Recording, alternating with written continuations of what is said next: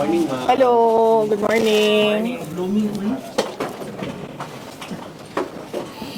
Okay na? Yes, ma'am. Okay, sige. Mga kababayan, Assalamualaikum warahmatullahi wabarakatuh. Madayaw, ngayong adlaw, kaninyong tanan. Magandang araw sa inyong lahat. Sa mga nakaraang araw, marami ang humihingi ng reaksyon, komento, o damdamin. Damdamin ko sa issue ng impeachment na naihain laban sa akin. Sa kabila ng aking mga naging pahayag ukol sa planong impeachment sa mga nakaraan na buwan, ang tanging masasabi ko na lamang sa puntong ito ay God save the Philippines. Bukod dito, nais ko na lang ipaabot ang aking taus-pusong pasasalamat sa mga kababayan na patuloy na nagdarasal, sumusuporta, nagtitiwala, at patuloy na nagmamahal sa akin. Manalig kayo dahil sa taong bayan ang tagumpay. Syukran. I know, right? Braille. Three questions, no follow-up. Okay. First question. Oh. How are you? Ay, ayoko na. I'm okay. You've seen the list of those who signed, ma'am? Oo. Marami doon, mga inaanak, mga kumpare, mga nanghiling suporta sa inyo. So, What's your reaction? Sabi kasi, ito lang daw basahin ko. Promise me lang, isa na yun. So, ma'am, how are you preparing for this? We've already started preparing the moment Franz Castro announced the impeachment plans, which was November of 2023. So November of 2023, there were already lawyers doing their work for the impeachment. So, Ma'am? we leave it to the lawyers. Ma'am? Resignation is not an option. Resignation is not an option. Wala pa tayo doon, ma'am. Na masyado pang malayo yung mga ganyan na mga bagay. Nandun pa lang tayo sa pagbabasa ng actually, ma'am, wala pa tayo doon dahil yung mga abogado lang yung nagtatrabaho. Hindi ko talaga alam kung anong ginagawa nila. But I have a meeting with them. Going back to the president, do you believe the president said he has nothing to do with the impeachment? Do you believe that? I do not want to answer that question. Next. Ma'am, confirm po ba na si dating Pangulo Rodrigo Duterte ay isa sa mga abogado niyo para sa impeachment case? I do not want to answer that question. Yes, ma'am. Nakikita niyo po ba na may hahalin tulad ng sitwasyon ngayon ng bansa sa 1984 ni George Orwell? I do not want to answer that question. Last. Na yung mga kaalyado nanghiling suporta, mga inaanak, mga kumpare, kumari, sila yung mga pumirma sa inyo. Paniwala ko lang, no, if you have to explain or defend your signature in a yes petition for impeachment, then you feel that you have done something wrong. Kasi kung wala ka namang ginawang mali, bakit mo i-defend yung pirma mo? Ma'am? So yun yung paniwala ko. Okay. Ma'am, naniniwala po ba kayo na may gumalaw po for the impeachment? May gumalaw po na parang money involved? I do not want to answer that question. Yes. Ma'am, will you be endorsing senators, lalo na po sa PDP slates, especially that may possibility na mag-overlap yung trial sa next Congress? Hindi pa namin napapag-usapan kung ano yung gagawin ko for the upcoming campaign and election. Pero nasabi ko na noon na patuloy yung trabaho namin, and isa sa mga trabaho namin ay gusto namin tumulong sa Commission on Elections in voter education, particularly yung wag mo ibenta yung boto mo, wag gumamit ng dahas during campaign and election day, yung mga ganon. Ma'am, payo niyo lang po sa ating mga kababayan sa nangyayari po ngayon sa ating bansa. Yes, sabi ko nga kanina sa statement ko sa ating mga kababayan na patuloy na sumusuporta, nagmamahal, nagdarasal, napakahalaga nun, ay manalig lang sila dahil sa taong bayan ang tagumpay. Bibing, anong nag-blooming daw patapos na mo yan? Nganong naa ka diri sa Manila na taga Davao man ka?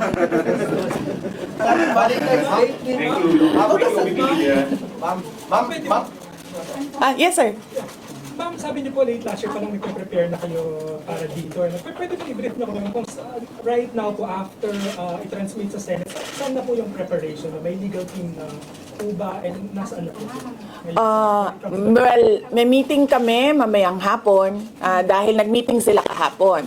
Hindi ako sumali. So merong briefing, legal briefing mamaya ang mga lawyers. So I will know more this afternoon. Can you name some of the prominent members of your legal team? Pakikita nyo na yan pagpasok nila ng kanilang entry of appearance. Ma'am, tuloy po ang trabaho kahit may pinaghahandaan po kayo impeachment.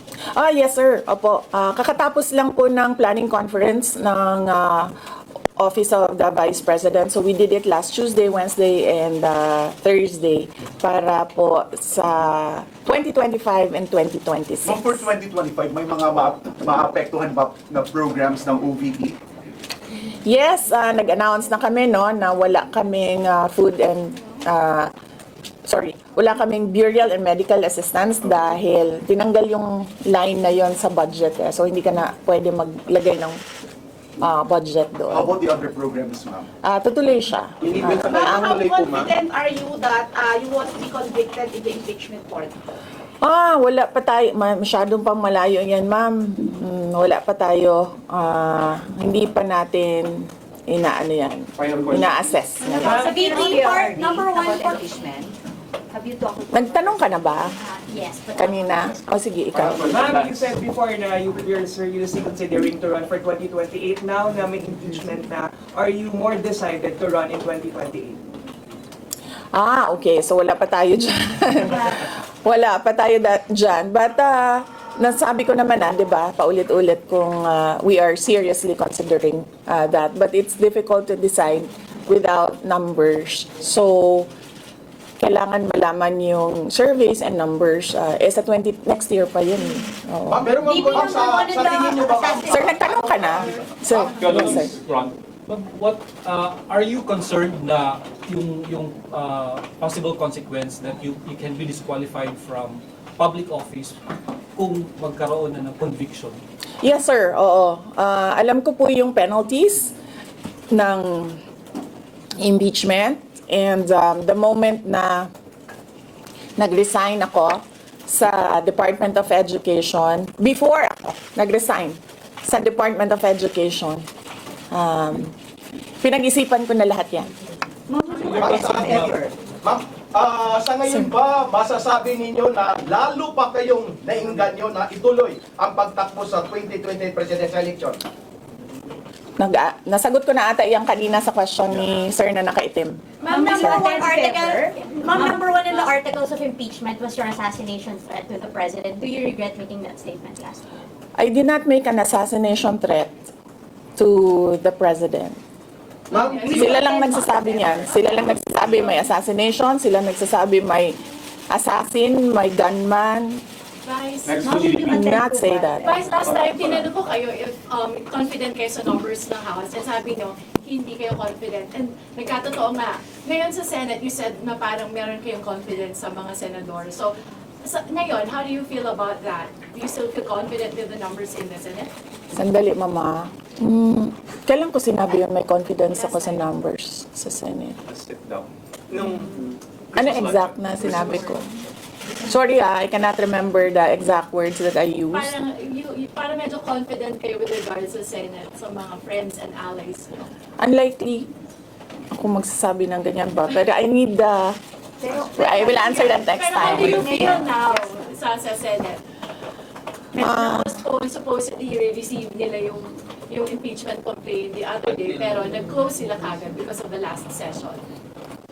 Well, that is their prerogative as a body, no? So, we have to respect the Senate kung ano yung desisyon nila. Dahil sila yung mga nandoon sa loob. So far you feel assured about your allies in the Senate? We haven't talked. I have not talked to my friends in the Senate. Wala. Last question. Ma'am, will you appear Ma'am, sa message impeachment po kayo court? kay Senator Ivy. Bakit? She's going to block daw the impeachment po, ma'am. Sabi daw po niya, she opposed to impeachment daw po. Bakit kaya? Maybe we should ask. Maybe we should ask her first. Bakit niya i-block yung impeachment? How do you feel po? Sabi ni BBM, hindi niya suportado yung impeachment. Pero number one na, unang-unang pumirma yung anak niya. He was consulted actually. He consulted. Kasi sabi, ito lang daw basahin ko.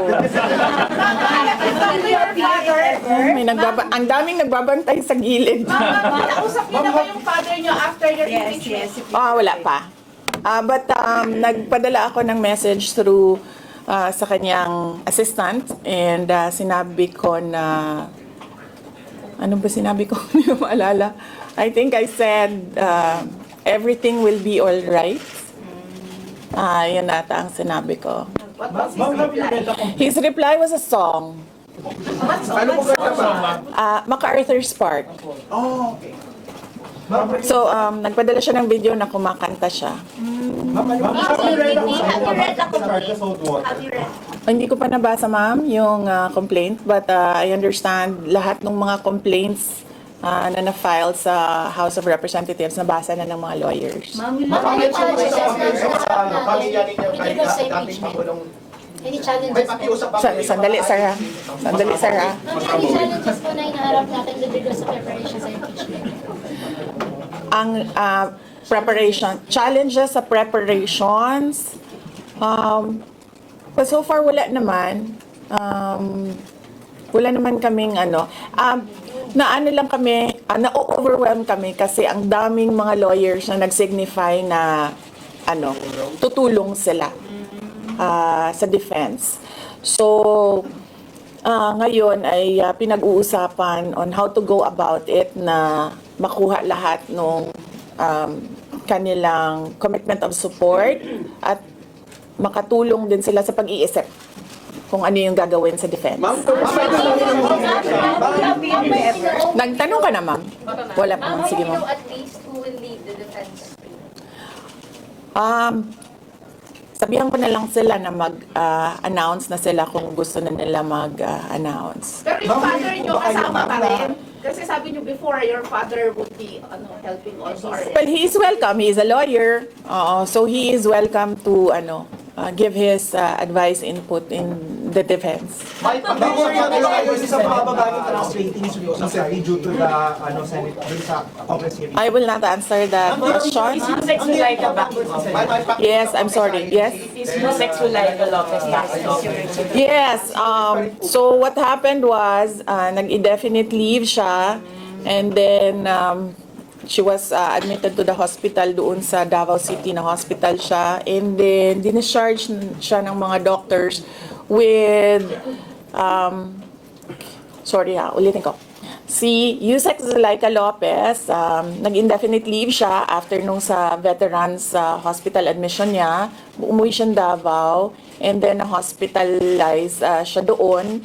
And then sabi ng doctors niya, we will discharge you but you have to come back ngayon February, for further tests. And then bumalik siya for 1 day dito. Noong January, bumalik siya for 1 day dito sa Office of the Vice President, and she said na mag-leave siya for 2 months. And then I said yes, take the time that you need for your health. And then after a week, bumalik siya. Noong January, after a week, bumalik siya dito, and then she said, hindi ako mag-leave. So sabi ko, okay, welcome back. Ma'am, kamusta po sa appear, ma'am. INC? Meron ba pakikipag-usap kayo sa INC? Dahil sila po yung nag-rally against para wag ituloy yung impeachment. Hindi pa po kami nagkausap ng INC, sir, pero nagpapasalamat po ako sa INC at sa buong sambayanan sa kanilang pananawagan ng kapayapaan. Ma'am, kamusta po ang You staff think you ng have numbers OBP? in Senate? Nagtanong ka na, sir? Not yet Dapat, po. sir. You think you have the numbers in the Senate to be acquitted? Hindi ko masabi yan ngayon, sir. Wala pa kami dyan. Ma'am, And ma'am, Nagtanong ka na, ma'am, wala pa. ma'am, would you consider former President Duterte to be your lead defense? He will, maybe if he wants to, he can be part of the defense team. But because of his age and because of rigorous preparations in an impeachment case, baka sabihin ko sa kanya na wag na lang siyang mag-lead.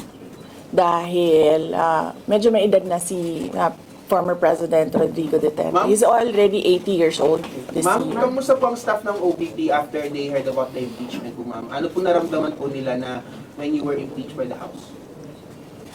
Ano po naramdaman ng staff ng OBP in general po? Are they sad? Are they worried po ba, ma'am? Hindi ko alam nila na pinagtatawanan lang nila ako dito sa gilid kasi hindi daw ako sumunod. Sabi, basahin lang daw talaga ito. Ma'am, you will appear sa impeachment court, ma'am, if ever. Ha? Will you appear sa Okay. Kung pwede namang hindi, and I understand, pwede naman. Hindi na. Oo. Kasi baka ma-intimidate lang sila lahat sa presence ko doon. May mga plano po ba kayo para itulak ang pag-audit, lalo na po sa mga kongresista natin na ginagamit ang pera o pondo ng gobyerno para sa black propaganda against you? Hindi ko na muna sagutin yung tanong na yan ngayon, ma'am. Doon muna tayo sa God Save the Philippines. So ma'am, will you dissuade or encourage your supporters in case they would go sa street to rally? Sa panahon ngayon, ma'am, na sobrang mahal ng presyo ng mga bilihin, lalong-lalo na ng pagkain, sasabihin ko sa mga supporters sa taong bayan na unahin muna nila ang trabaho and negosyo nila kesa sa mag-rally sila sa mga daan. Dahil marami o lahat tayo breadwinners. So, merong mga bata or merong mga kapamilya na nagdedepende sa atin. At tayo naman ang social media capital ng buong mundo. Kung gusto talaga nilang magsalita at tumulong, doon na lang sila sa social media kung saan nakakatrabaho pa rin sila. Pero nagagawa nila kung ano yung nararamdaman nila na gusto nilang gawin. At yun ay magsalita at marinig sila ng taong bayan at ng mundo. Sabi ninyo, hindi nyo pa masabi if you have enough numbers in the Senate for an acquittal. Are you not confident that you have enough allies to avoid a conviction in the Senate acting as an impeachment court? Hindi ko pa naisip yan, sir. I've not counted numbers of votes in the Senate, so we are not there yet. We are still, the legal team is still in the preparation of the defense and what we will do moving forward. Ma'am, do you feel betrayed? Maraming mga congressmen from Mindanao voted yes. 70%. I'm so sorry for it. I mean, do you feel Do I feel betrayed? How do you feel ang dami taga Mindanao na congressmen? Actually, ma'am, wala akong feelings. Wala akong feelings about it. Kasi, kung napapansin nyo, wala naman kasi talaga akong barkada na politiko. I don't join their circles. But we are friends. Yes. But kung ninong at ninang lang ng mga anak, walang ninong at ninang na politiko ang mga anak ko. Oo. Maliban kay Stonefish, dahil nandoon si former President Erap Estrada. So, I don't move in the circle of politicians. Kaibigan, yes. But to say that meron akong close relationship, personal relationship with them. Wala naman. Kaya siguro, ganyan din siguro kadali sa kanila ang magdesisyon about the impeachment. Kasi wala naman talagang something that is worthwhile sa aming pagiging magkaibigan. Last question. Ma'am, last on impeachment. Nagkaroon po ba kayo ng prior information na may impeach kayo sa House under last session day? Or may nag-PM ba sa inyo? Naka-receive po ba kayo or may nag-tip sa inyo? Yes. Oo. Si JC. Si JC. Hindi siya natulog. Sabi ko sa kanya, matulog ka na, JC, kasi ang mangyayari ay mangyayari kaya sera-sera. Diba? Ma'am, comment nyo lang po, ma'am. Alam ko matagal na ito, but the QC Prosecutor's Office dinasura yung patong-patong na kaso against you. Yes. What was your initial reaction about that? And second po, any updates sa security details natin, ma'am? Tuloy po ba yung pag-hire po natin ng private security? Hindi ko nasasagutin yan, ha. Dun lang tayo sa God Save the Philippines. Ma'am, Okay. last na lang po ma'am on my end. Ma'am, you said God save the Philippines. Gaano na po kalala ang problema ng Pilipinas ever since na nagkaroon ng issue na yun?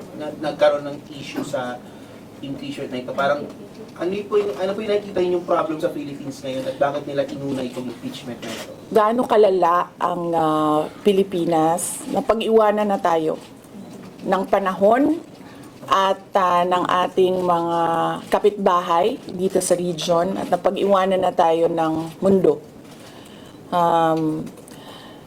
Malala siya since na nagkaroon ako ng understanding. Kasi 1990s, tapos 1990s, magulo. Well, sa amin, magulo, sa Mindanao. And then, ngayon, nagbabadya ang gulo sa Mindanao. So, parang wala namang nagbago. So, malala. Sobrang malala. Dahil, kung nakakausap mo yung mga tao na arawan yung kanilang sweldo, yung pera nila hindi na talaga sapat para sa pagkain, para sa kuryente, para sa bahay, para sa tubig, para sa pag-aaral ng kanilang mga anak. At kung basehan natin yung pag-alis ng mga Pilipino sa sarili nilang bansa ay sobrang malala dahil sobrang dami ng ating mga kababayan ang pumupunta, nakikipagsapalaran sa ibang bansa dahil wala silang makita na pag-asa, wala silang makita na oportunidad dito sa ating bayan. Kaya parang nakakaawa na tayo dito sa loob at nakakahiya yung estado natin kapag iniligay mo siya in a global stage na kung saan pinapanood tayo ng ibang mga lahi at ibang mga bansa. And because of that, ma'am, And because of that, tapos na tayo. you will run for presidency because of that. Diba? Maraming salamat sa oras ninyo. Magandang umaga.